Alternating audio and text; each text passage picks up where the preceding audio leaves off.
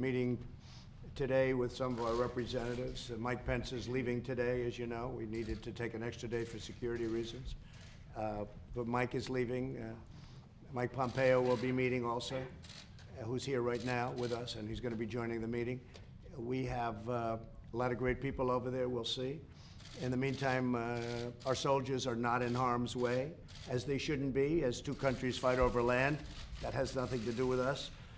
And the Kurds are much safer right now, but the Kurds know how to fight.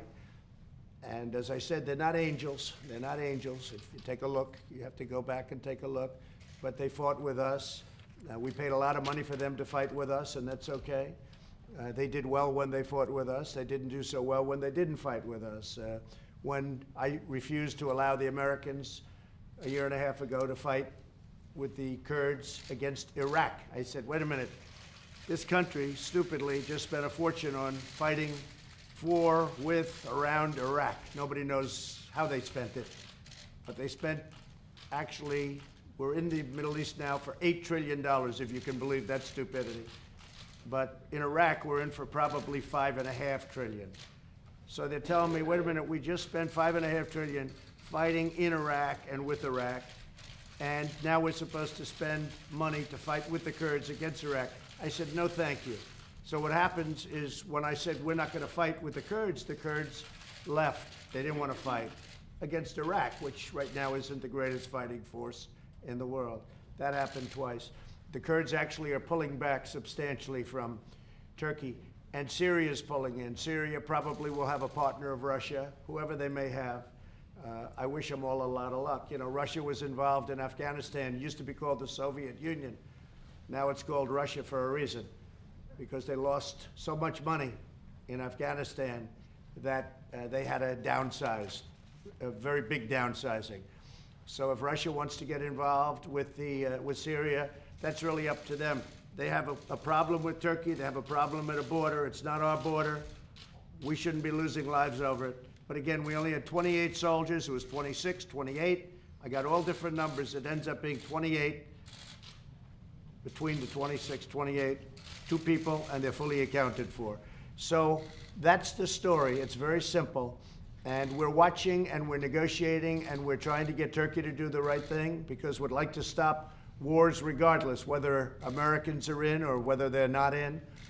We want to see wars stop. That's a very important thing. On a humanitarian basis, we want to see that happen. Steve? How confident are you that Mike Pence will be able to arrange a ceasefire? Why don't you go and yes. dictate? Yes, please. The answer was no, not at all. Stiamo negoziando assolutamente, infatti il vicepresidente Pence sta andando in Turchia adesso e fra qualche giorno ci andrà anche il segretario di Stato Pompeo e stiamo negoziando e staremo a vedere quello che succede. Però appunto, come ripeto, come ho detto prima, io ho tanto messo in salvo i nostri soldati, tutti e 28, e sono al salvo. Adesso i siriani, i curdi sono protetti dai russi. Se la Russia vuole occuparsi della Siria, sono affari loro. Si sono occupati per tanti anni dell'Afghanistan e proprio a causa di quello hanno dovuto subire delle grossissime perdite. È per questo che non si chiama più Unione Sovietica ma Russia.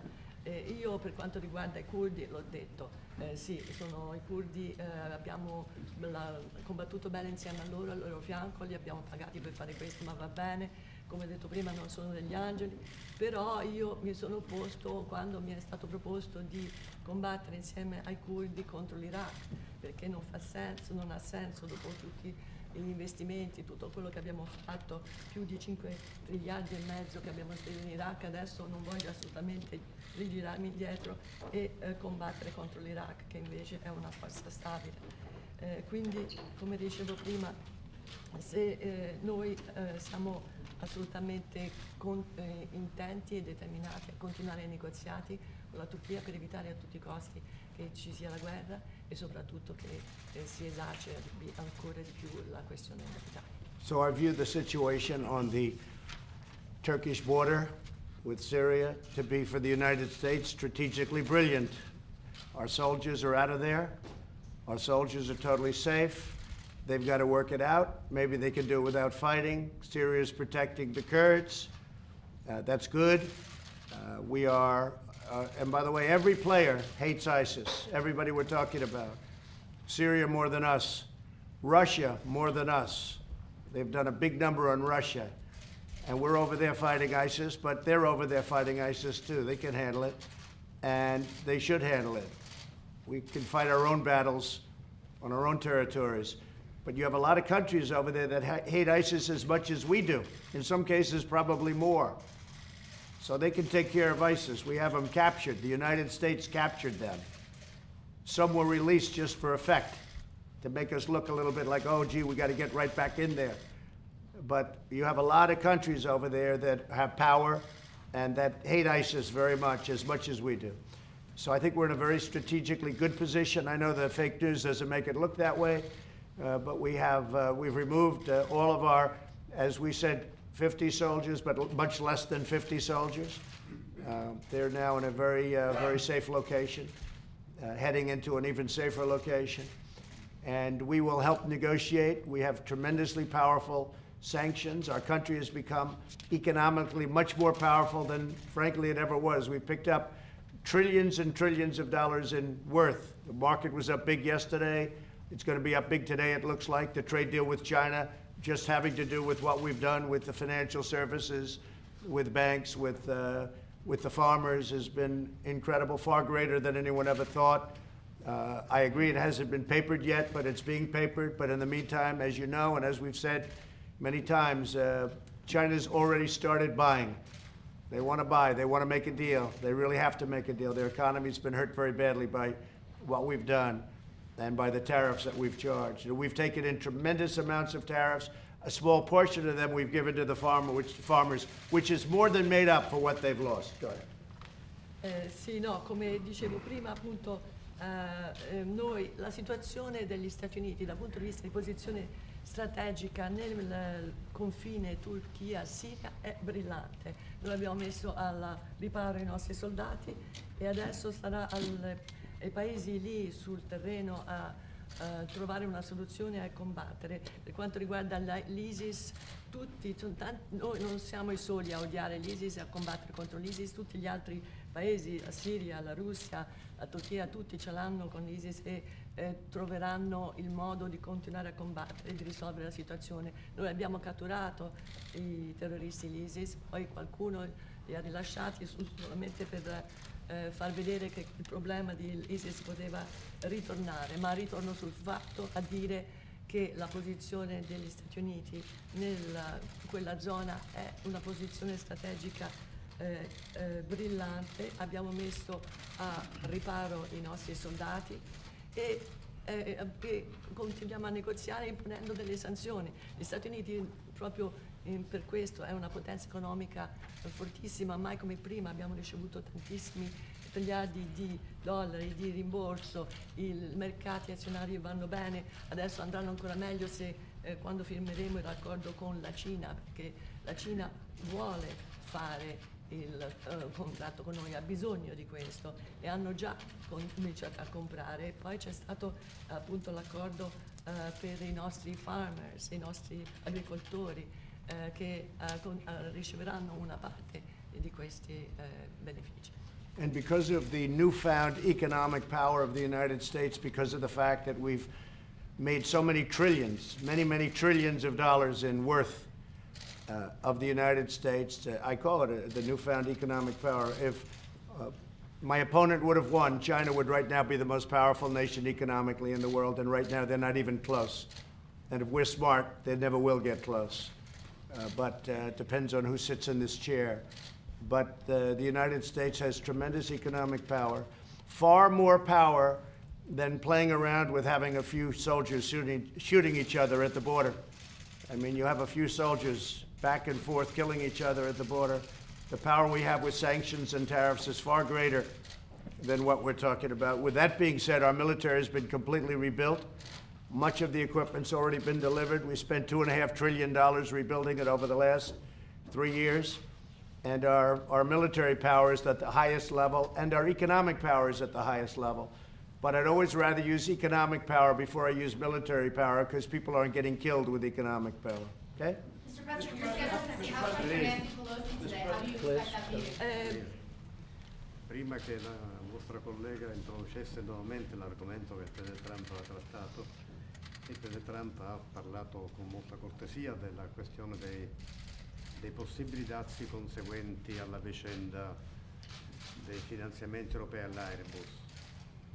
Io vorrei, è naturalmente un argomento di cui parleremo questa mattina con il Presidente, e io mi auguro che sia possibile, come ritengo, trovare un metodo di confronto collaborativo che eviti uno scambio di provvedimenti ritorsivi tra le due parti. A me sembra, e all'Italia sembra, che sia preferibile nello spirito transatlantico incontrarsi per confrontare le posizioni e cercare insieme una soluzione che tenga conto, in cui ciascuna delle due parti tenga conto delle esigenze e delle ragioni dell'altra parte. L'alternativa, quella di imporre dazi che probabilmente chiamerebbero delle reazioni, per poi ripetere questa vicenda tra qualche mese, quando l'Organizzazione Mondiale del Commercio adotterà provvedimenti riguardanti i finanziamenti per la Boeing, rischia di metterci su una strada che poi renderà comunque indispensabile un punto di incontro e un'intesa. Tanto vale cercarla subito e perseguirla subito. Mr. President, you're scheduled. And before the members of the press introduce topics that have already been discussed this morning, President Trump was talking about the possible implementation of tariffs on European products following the whole Airbus affair. Of course, that's a topic that we will certainly be discussing this morning, and I do hope that we can come up with a cooperative-based approach and a frank discussion so that we can avoid retaliation between the two parties. Italy and I myself personally have always felt that it's better to talk things through, to find a common solution, to find some sort of understanding for one another's stances. Because the alternative to that would be tariffs followed by retaliation, followed by further tariffs. And we also have to understand that we are waiting for a solution of the Boeing affair as well. So of course, within the spirit of the Atlantic Alliance, within the spirit of the friendship we've always had, I do feel it would be best to discuss these things and understand one another. Well, in theory, there can't be retaliation because this was an award that we got because of the fact that the European Union took advantage of past presidents, and this was an award that we got for the unfair treatment given to the United States by the European Union. So there should be no retaliation. This was getting us even because $7.5 billion worth of things happened, bad things happened, unfair things happened to the United States by the European Union. So this was just getting us back to even, and nobody else but me would have gotten that $7.5 billion back for the taxpayers of the United States.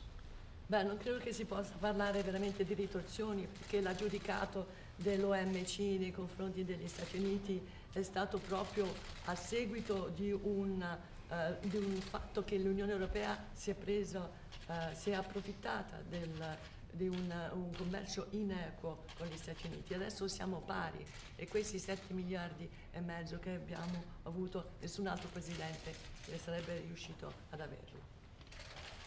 Yeah. Mr. President? Yeah. I'm sure you saw reports that John Bolton said that Rudy Giuliani was like a hand grenade the way he was acting. And are you concerned that Bolton could be called to testify in your impeachment inquiry? Now, look, John Bolton, I got along well with him. Some people didn't. Some people didn't like John Bolton. I actually got along with him pretty well. It just didn't work out. I don't know that he got along with Rudy Giuliani. Rudy Giuliani was seeking out corruption and what happens mostly in the 2016 election, because there was tremendous corruption in the 2016 election. I think even you would admit that. The election was, it was disgraceful what happened and what happened to me and what happened to the Republicans. And that continues with Nancy Pelosi and with Schiff. Adam Schiff got caught making up statements that he said I said that I didn't say, which is fraud. I mean, it's purely fraudulent. So it continues. So Rudy was a great prosecutor. He was the best mayor in the history of the city of New York, as far as I can see. I think he's pretty much acknowledged what he did for crime and everything else. And when he saw what was going on with our election of 2016, the election I won, but the election that was absolutely corrupted by things that took place in government. Now, we'll see what happens. The IG report's going to come out soon, and we'll see what happens. I think I know nothing about it. In terms of the report, I'm waiting for the report like everybody else, but I predict you will see things that you don't even believe, the level of corruption, whether it's Comey, whether it's Strzok and his lover Page, whether it's so many other people, McCabe, whether it's President Obama himself. Let's see whether or not it's President Obama. Let's see whether or not they put that in. Wait a minute. Let's see whether or not. So Rudy saw that. And I can tell you, Rudy Giuliani, because he was very, very incensed at the horrible things that he saw, as are many people, okay, and many Republicans. And the Republicans have been treated very unfairly by the Democrats. I'll say this. Paul Ryan would never issue a subpoena. I don't say right or wrong. He wouldn't do it. He had too much respect for our country. Nancy Pelosi hands him out like cookies. Everybody, I don't even know these people. For the most part, people like that testify, I don't even know who they are. I never even heard of some of them, most of them. But I have all these people testifying. And then they leak out. They don't say the good parts, they only say the bad parts. We're not allowed to representation, we're not allowed to lawyers, we're not allowed to have anything. The Democrats are treating the Republicans very, very badly. Fortunately, we have a lot of good, strong, smart Republicans. But they never dealt, John, with the Democrats the way the Democrats deal. And the Republicans won't forget it. Because what they're doing, what the Democrats are doing to this nation is a disgrace. What they have done, the disrespect that they've shown to the presidency, and it'll happen to them. Because if the Republicans have the House, which I think they will, because of impeachment, I think that because of this nonsense impeachment, it's based on a perfect phone conversation, an absolutely perfect phone conversation with the president of Ukraine. A friend of mine who's a top lawyer read it, said, this is perfect. You didn't say, did you know this was going to happen? Actually thought it was going to happen. There were many people listening to that conversation, because when I speak to a leader, like if I speak to the president of Italy, if I speak to anybody, I know that there are many intelligence people on the line. I know that. I mean, with my understanding and knowledge. I don't know exactly who, but I assume there are many people. Fortunately, they had transcribers, stenographers, people that do this for a living, on the line, because we have an exact copy of the report, of the call. So the call was put out immediately when I started hearing about the whistleblower. Well, the whistleblower's report was totally wrong. The whistleblower didn't know what he was talking about, or was given false information, or was even worse than that.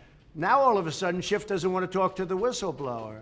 Now all of a sudden, quid pro quo doesn't matter, because now they see in the call there was no quid pro quo. So with Rudy was seeking out corruption, and I think there's nothing wrong with seeking out corruption. But Did you have Steve? Rudy registers a foreign lobbyist. I don't know what he did. I don't know. That's up to him. That you have to ask, excuse me, no. You have to ask Rudy those questions. Don't ask me. But Rudy was one of many people that was incensed at the corruption that took place during that election.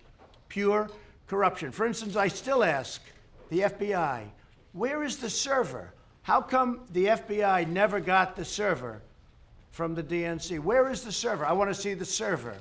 Let's see what's on the server.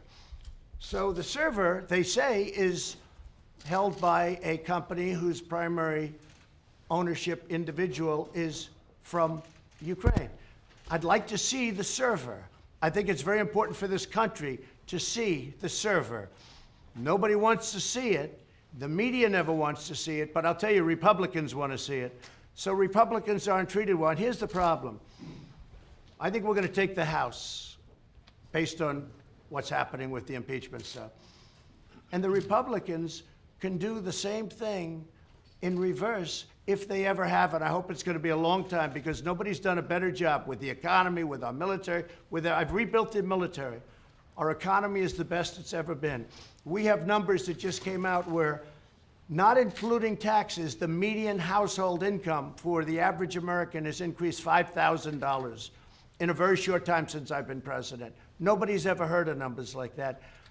So people want to find out, Why was it so corrupt during that election? And I want to find out more than anybody else. Steve, go ahead. One of the things that has been exposed by the Turkey situation is that as many as 50 nuclear weapons are at Incirlik Air Base in Turkey. How confident are you of those weapons' safety? We're confident, and we have a great air base there, a very powerful air base. That air base alone can take any place. It's a large, powerful air base. And you know, Turkey, just so people remember, Turkey is a NATO member.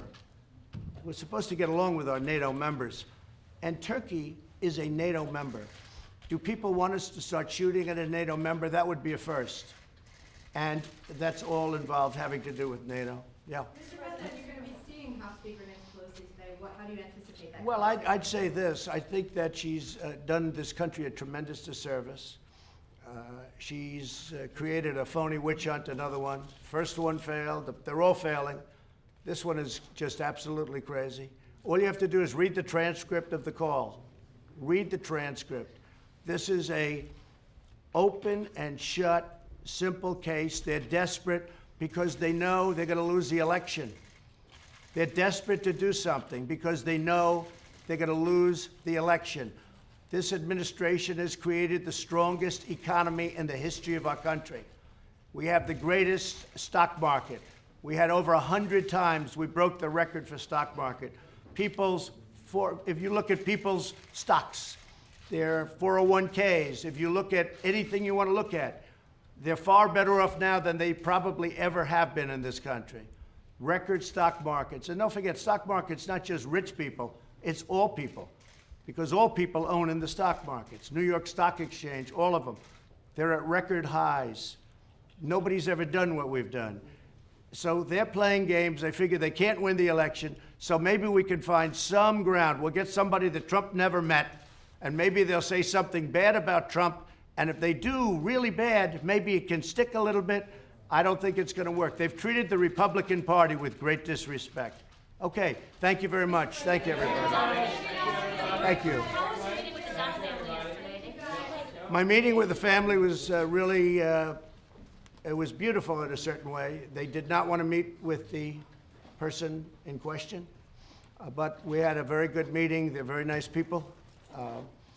And we met with a full group. It was 4 people, actually, as you know how it's all broken up. And the meeting took place right here at about 6 o'clock last night, and it was very sad, to be honest. She lost, and they lost their son. I believe it was going down the wrong way because that happens in Europe. You go to Europe and the roads are opposite. And it's very tough. If you're from the United States, you do make that decision to make a right turn where you're supposed to make a left turn. The roads are opposite. And she said that's what happened. That happens to a lot of people, by the way. But she said that's what happened. She was in the room right out there. We met right here in this area. And I offered to bring the person in question in, and they weren't ready for it. But I did offer. I spoke with Boris. He asked me if I'd do that, and I did it. Unfortunately, they wanted to meet with her, and unfortunately, when we had everybody together, they decided not to meet. Perhaps they had lawyers involved by that time. I don't know exactly. I know the people were lovely. They were very nice, and they were, desperately sad. So did you suggest that the family had indicated at one point that they were interested in meeting with her? I thought they were, based on what I saw. They wanted to meet, but now they say they only want to meet if they're in the UK, and that'll be up to them. But I did meet the family, and I expressed condolences on behalf of our country. Thank you very much, everybody. Thank you. Mr. President, Thank you. Because you're winning so much with the WTO, because you're growing the biggest economy. Wait, there's a great question I'm being asked. This is maybe the greatest question I've been asked in a long time. Please put those mics over here. Go ahead, say it again. Because you're winning with the WTO, because you are growing the biggest economy in the world. Are you willing to give Italy a break on tariffs? We are looking at Italy very strongly, and as you know, the 7.5 is to be divided the way we say. We've divided it up. Italy has got a problem with the way we've divided it up because they said they had much less to do with it. And Germany had more to do with it, and France had more to do with it, as an example. So we are going to look at that very strongly. Ambassador Lighthizer is here. We're going to look at it very strongly. Okay? Thank you. Good question. I love that question. Thank you all very much. Thank you. Thank you. Thank you. Thank you. Thank you guys. Thanks, everybody. Thank you, press. They're doing a bad thing. I'll talk to you. Okay. Thank you. Thank you, press. Thank you very much, everybody. Guys, thanks. Thank you. Steve, please treat them nicely. Treat Italy nicely. I understand that, but